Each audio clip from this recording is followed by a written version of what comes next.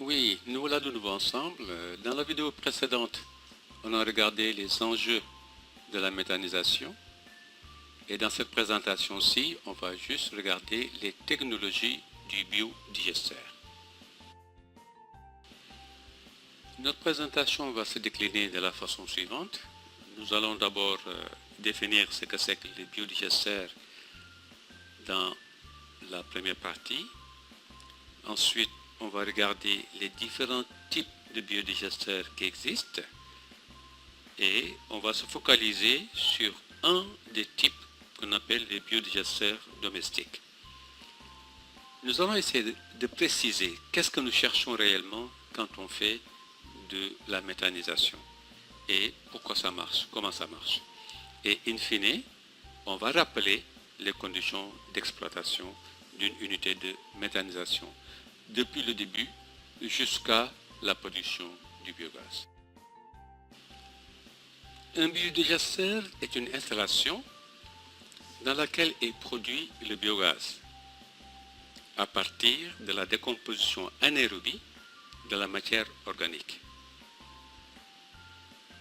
Donc, c'est une solution technique de valorisation des déchets organiques qui nous donne un gaz combustible, donc le biogaz, et un fertilisant, le digestat. La particularité du biodigesteur est que la dégradation est réalisée par des bactéries dans un milieu anaérobie. Donc, on parle de fermentation anaérobe. Les différents types de biodigesteurs. Nous avons les unités industrielles de grande capacité de production, de biogaz bien sûr. Ces unités industrielles traitent jusqu'à plus d'1 tonne de déchets organiques par jour. Ensuite, nous avons les installations de récupération du biogaz de décharge, qui sont des unités industrielles aussi en général, composées de tubes connectés entre elles et qui permettent de récupérer le gaz de décharge produit naturellement dans les déchetteries. Et la dernière version, ce seront les biogaz domestiques ou familiaux qui ne traitent que quelques kilos de matière organique par jour.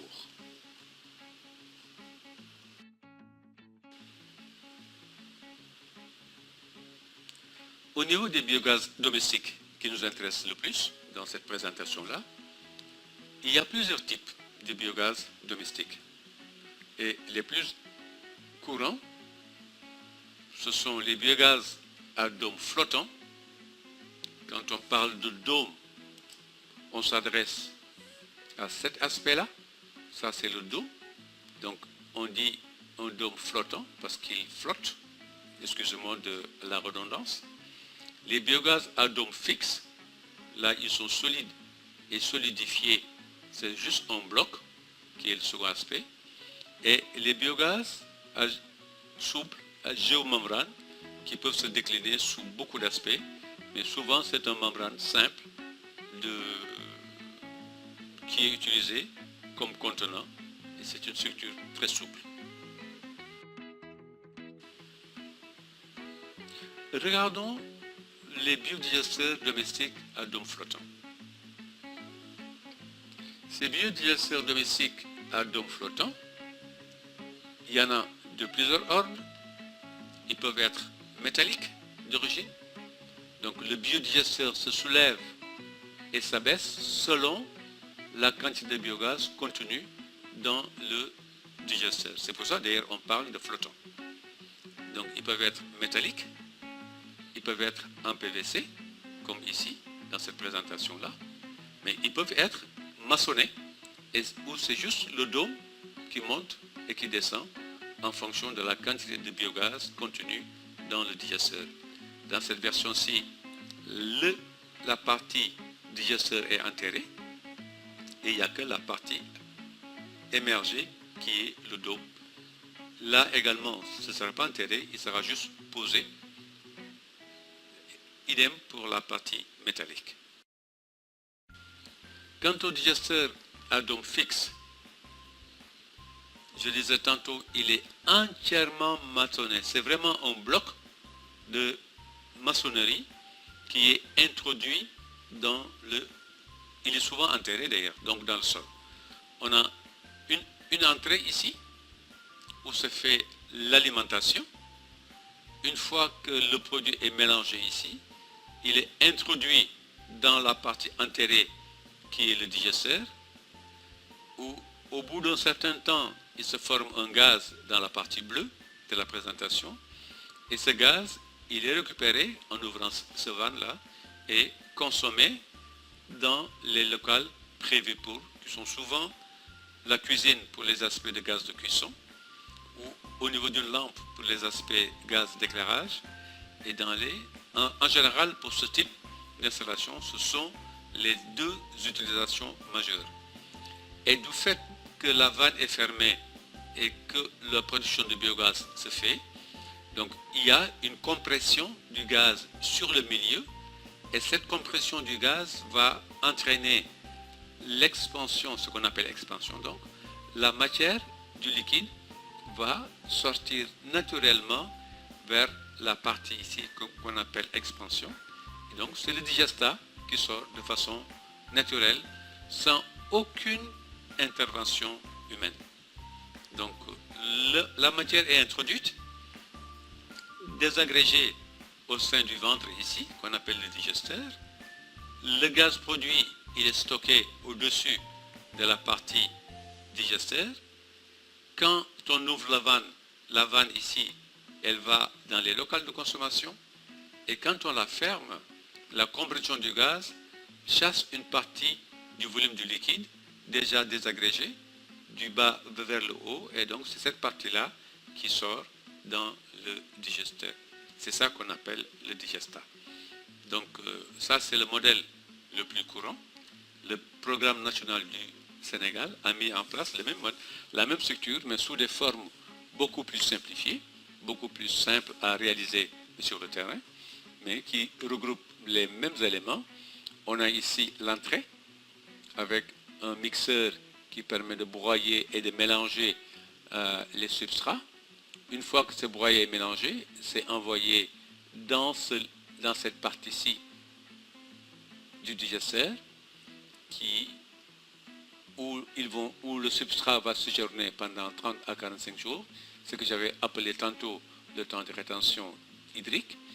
Et la partie haute du digesteur, donc, incurvée, que vous voyez ici, c'est l'équivalent de cette partie ici, en bleu.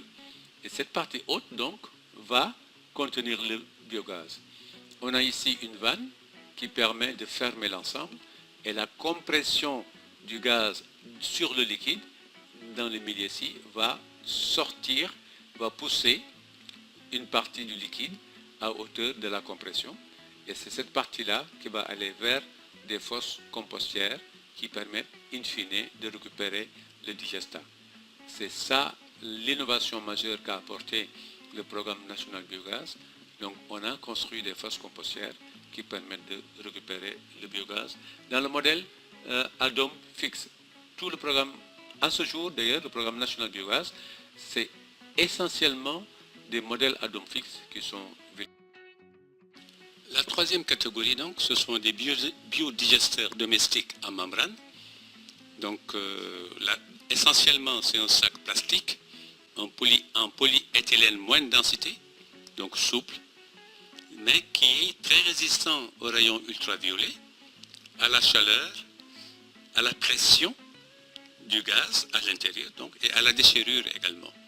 Donc, il se présente sous différentes versions, selon les constructeurs, et même au niveau de chaque constructeur, il y a des modèles différents selon les tailles ou la capacité à produire du biogaz. Donc, les fournisseurs, il y a beaucoup de modèles selon les fournisseurs. Je vous en présente. Là, on a quelques types de stockage en membrane. Donc, là, nous avons le modèle Tinwin. Tinwin, c'est un producteur chinois. Et vous voyez comment se présente son biodigesteur. Il y a une structure métallique là et un contenant en PVC dans lequel est posé le sac en polyéthylène. Là, vous avez le tuyau qui permet de récupérer le biogaz qui est produit. Donc, il y a une partie entrée ici, on voit juste la partie entrée là, et une vanne de sortie qui permet là, en bas, de récupérer. Quand on veut faire la vidange, donc on peut juste ouvrir cette vanne et vider naturellement le biodigesteur de cette façon-là. Il y a, on ne la voit pas sur cette présentation, mais une partie ici qui permet la partie output, donc de récupérer le digesteur qui est produit, qui n'a rien à voir avec la vidange. Là, on a une autre forme de présentation de la compagnie Home Biogas, qui est une compagnie israélienne. Cette compagnie présente différentes tailles de Home Biogas. Là, c'est le modèle Home Biogas 2.0 qui permet de faire 2 heures de cuisson. Vous voyez, la dame est en train de remplir dans cet entonnoir le ventre, l'équivalent du ventre, qui est là où va se faire toute la digestion. Et une fois digéré, le gaz, comme vous le voyez, il est là, dans la partie vert noir, là, il est récupéré ici. Et consommé, derrière là, il y aura une connexion qui permet de aussi bien récupérer le digestat, mais également de récupérer le gaz et l'amener vers l'unité de consommation. Puxin, qui est un autre constructeur, lui, il propose son home biogaz souple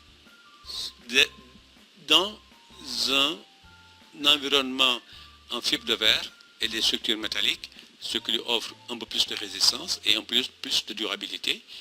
Et ça permet, et il a muni de quelques pompes qui permettent donc soit de pousser les biogaz vers la sortie ou toutes les formes de sortie imaginables pour entretenir le biodigesteur.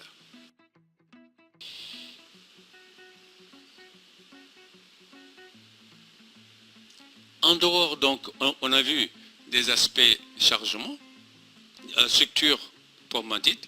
Les biodigesteurs domestiques se différencient également par le mode de chargement. On peut avoir des structures continues, où tous les jours, à la même heure, on apporte la quantité de substrat prévue pour le bon fonctionnement du système. Et ce système fonctionne correctement et le vidage est automatique.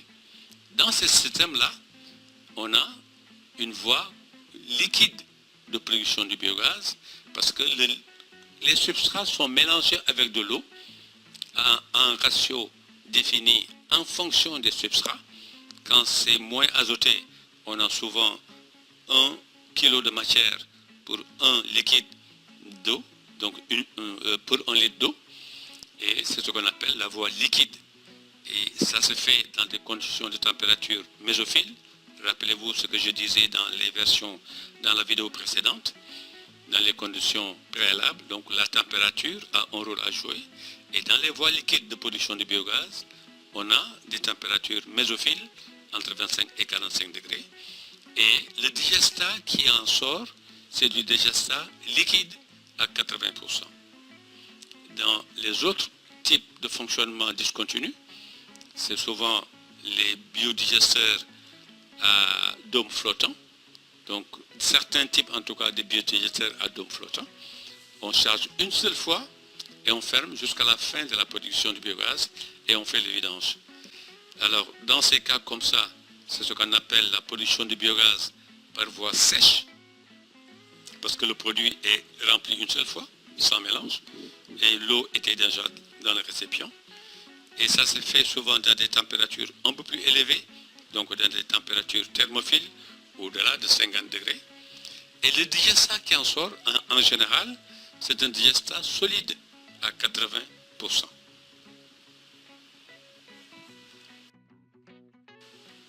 Mais que cherchons-nous dans la production de biogaz? Que cherchons-nous? Alors, ce que nous cherchons, c'est du biogaz et un autre produit qu'on appelle un digestat. Ce qui nous intéresse dans le biogaz, qui est une énergie renouvelable pour toutes les applications vers la transition énergétique, je vous l'ai dit tantôt, nous cherchons le méthane.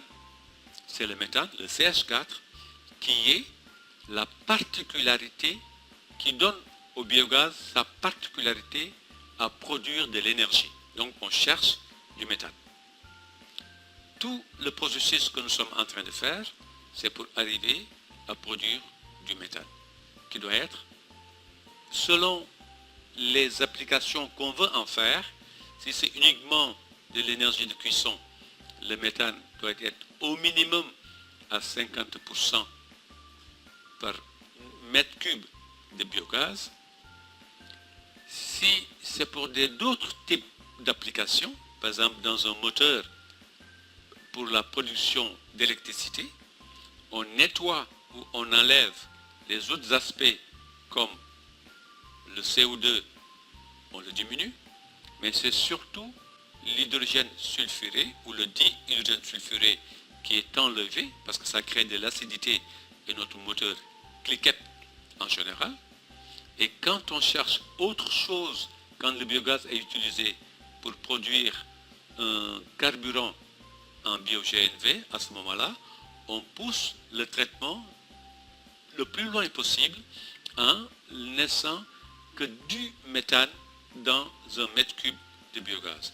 On va pousser le traitement jusqu'à 95% de méthane pour produire un carburant naturel, biologique, qu'on appelle le biogaz naturel de voiture.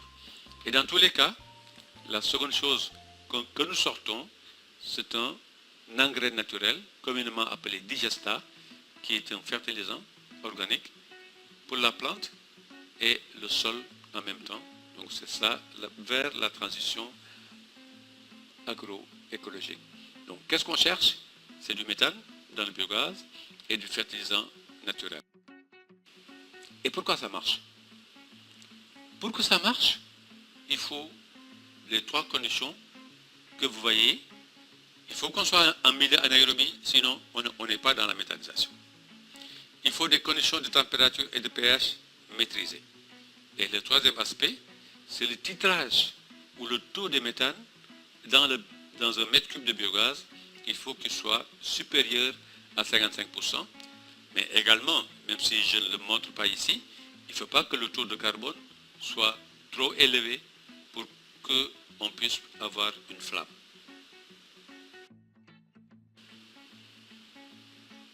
Aujourd'hui, lorsqu'on va installer notre unité de méthanisation, il y a un certain nombre de conditions qu'il faut remplir. Souvent, il faut un site, surtout quand c'est des biodigesteurs en membrane, surtout. Il faut que le sol soit plat. Il faut que l'espace soit ensoleillé, donc de préférence, mettez-le au soleil. Et il faut qu'il y ait suffisamment d'espace pour que vous puissiez vous-même vous déplacer et conserver également votre digestat qui va être produit dans le processus de méthanisation. L'autre aspect, c'est l'alimentation du digesteur. Il faut qu'il soit régulier, je disais tous les jours, en quantité et en qualité. La ration alimentaire doit être bien préparée, c'est-à-dire qu'il faut respecter les ratios définis souvent par les concepteurs. Et en général, c'est 1 kg de matière pour 1 litre d'eau dans les conditions dans lesquelles on produit du biogaz, 1 litre d'eau pour 1 kg de matière. Et il faut faire un mélange homogène et rendre infiniment petits les grumeaux ou les particules solides. C'est ce qu'on appelle donc les conditions. L'autre condition d'exploitation, il ne faudrait pas, il faudrait juste utiliser que de la bouse de vache pour le démarrage de l'activité de méthanisation. Donc, pour les premiers ratios de notre unité de méthanisation, il faut utiliser de la bouse de vache ou à la limite un inoculum, c'est-à-dire un autre produit riche en bactéries pour démarrer la production du biogaz. Ça se passe dans les 30 à 45 premiers jours. Et une fois qu'on a stabilisé la production du biogaz, on va commencer maintenant à utiliser d'autres substrats selon la disponibilité dans les milieux où vous êtes. Il faut disposer donc d'outils également de vérification des conditions dont je parlais tantôt. La température, il faut un thermomètre, et le pH. On peut utiliser un ruban à pH à défaut d'un pH mètre. Mais l'idéal, c'est vraiment de faire appel à des spécialistes et surtout, quand vous êtes dans des conditions d'exploitation, portez vos équipements de protection individuelle. C'est indispensable pour la sécurité de votre exploitation, mais également la vôtre.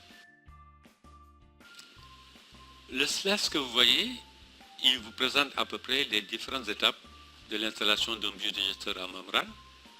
Là, nous avons d'abord choisi un espace aéré, ensoleillé, même s'il y a un arbre tout à fait à droite, mais il ne nous dérange pas du tout dans l'installation que nous sommes en train de poser.